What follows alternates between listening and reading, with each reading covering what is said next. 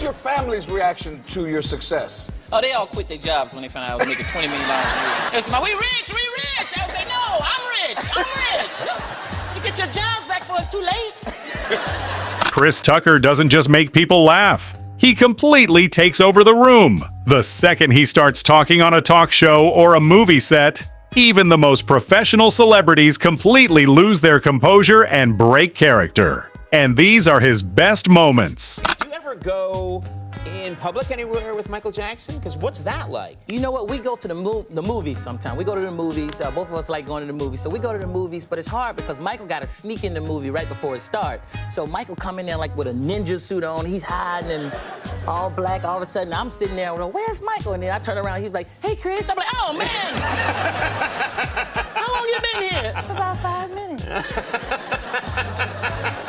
I'm sorry. Did I scare you? Chris Tucker is the only man on earth who could turn a casual movie night with Michael Jackson into full-blown comedy chaos. So hilarious. Hey, Chris, we watching the movie. He's the loudest person in there. Really? Yeah, he's watching the movie like, hee.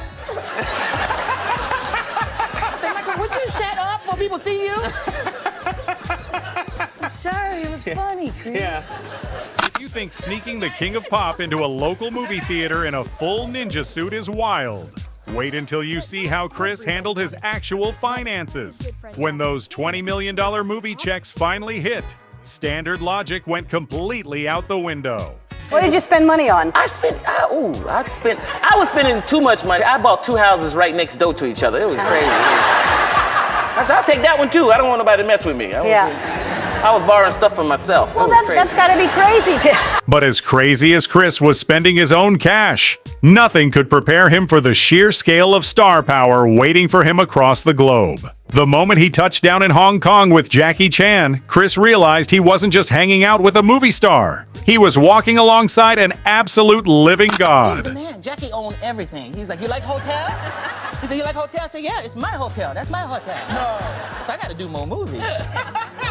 But while traveling with Jackie Chan felt like rolling around with royalty, nothing compared to the deep, almost chaotic brotherhood Chris shared with the King of Pop. Their bond was legendary. But there was one unforgettable night at a legendary singer's house that pushed their friendship straight to the absolute limit. Went over Barrett Gibbs' house from the Bee Gees. You know, Barrett Gibbs. I was like, damn, this is fly. And all of a sudden, both of them started singing. They were singing, How Deep Is Your Love? I said, God damn. It was just me and a dog looking. The dog was even surprised. Like, damn, this is fly. So they started singing. Michael started singing first. Man, I never heard him sing live before. He was like, how deep is your love? How deep is your love?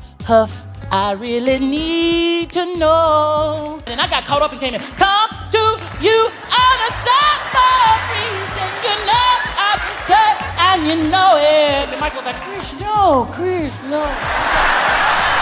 But vocal battles with the King of Pop weren't the only time Chris found himself completely out of his depth. When it came to filming Rush Hour, his biggest challenge wasn't the high-flying stunts. It was trying to survive the language barrier, leading to a hilarious moment on set where he attempted to flex his language skills and failed miserably. May I offer you some peanuts? Shishi.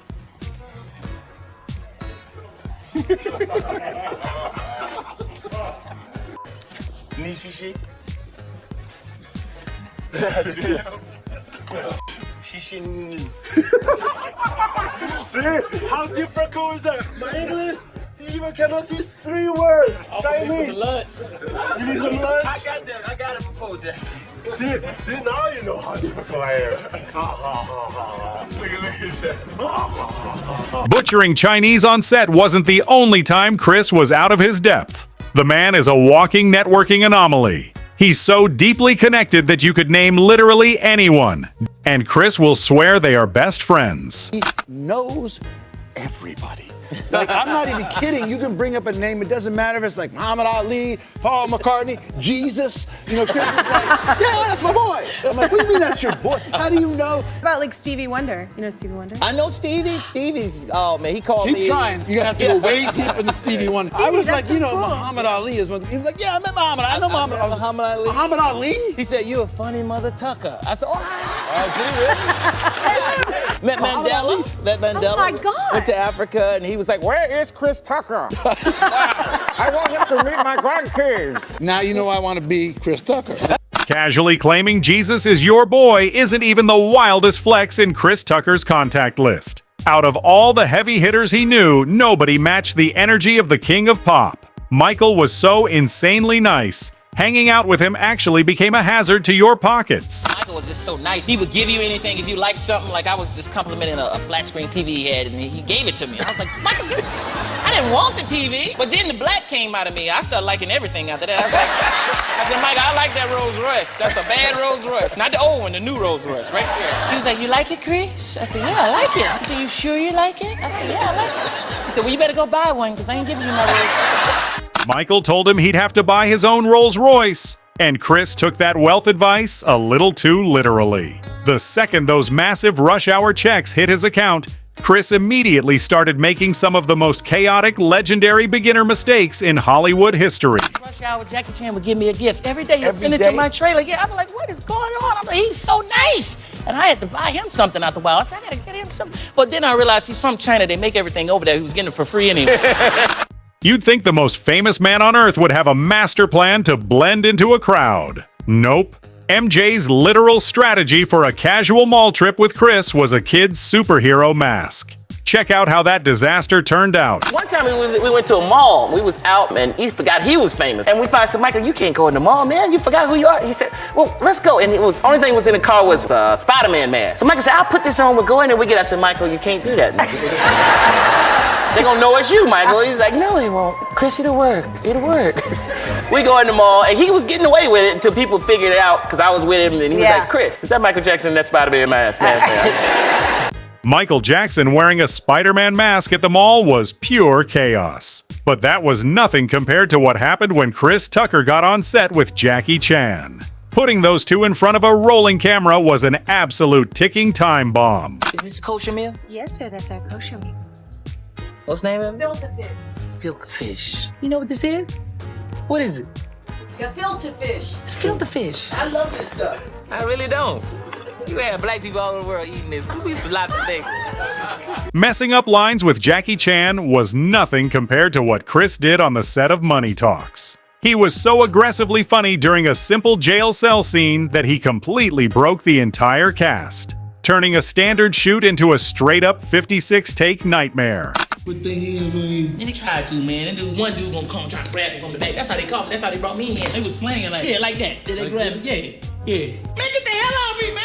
Hey! Don't you say that! Imagine fighting for your life to stay in character, finally getting one clean take, and the director himself ruins it by busting out laughing. We couldn't stop laughing. We did 56 takes one way, and we got one clean, and Brett Ratner started laughing. I'm like, oh! So Chris was busy causing 56-take nightmares on Hollywood sets. But things got even crazier when he flew across the world to shoot Rush Hour. He stepped off the plane in Hong Kong expecting global superstar treatment, but instead he walked straight into a massive identity crisis. How did you feel? Because my fear is that all people in Hong Kong will think all Americans now are like Chris Tucker. Oh, man. Hong Kong. I was the only black person in Hong Kong. I was looking for black people. I said, where are the black people at? No black people, no. They thought I was Kobe Bryant, man. They didn't know who I was. Really, Kobe Bryant?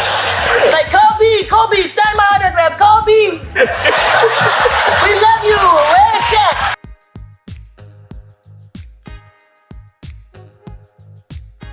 Getting mistaken for Kobe Bryant in Hong Kong was wild. But Chris Tucker's level of confidence didn't stop overseas. Back in Hollywood, he used that exact same charm to casually talk Charlie Sheen out of his sports car. Check this out. Charlie let me borrow his Ferrari, man, when I was like, I don't know, 24 or something like that. It's like, Charlie, let me borrow your Ferrari. He was like, okay, sure. I was like, what? I kept that Ferrari so long, he forgot I had it. He was like, do you have my Ferrari? I said, I think I do. He said, you want to bring it back? Okay. Borrowing a Ferrari until the owner literally forgets about it is peak Chris Tucker. But honestly, it makes total sense because Chris has the entire world in his contact list, including the president. Watch how he perfectly nails this next impression. Is Donald Trump your president? What, do you consider him your president? Stop it.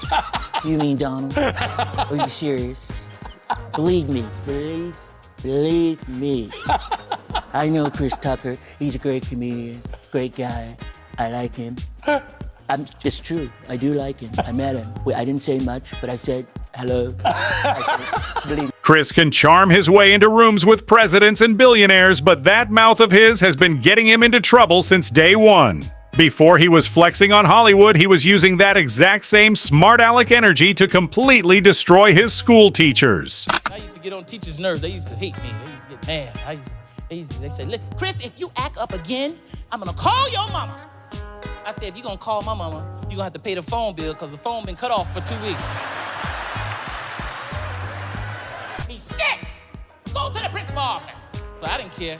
Cause I was in the principal's office so much, I was cool with the principal. We were tight. He'd be like, what you do this time? Call my mama, pay the phone bill. Man, you crazy, you crazy.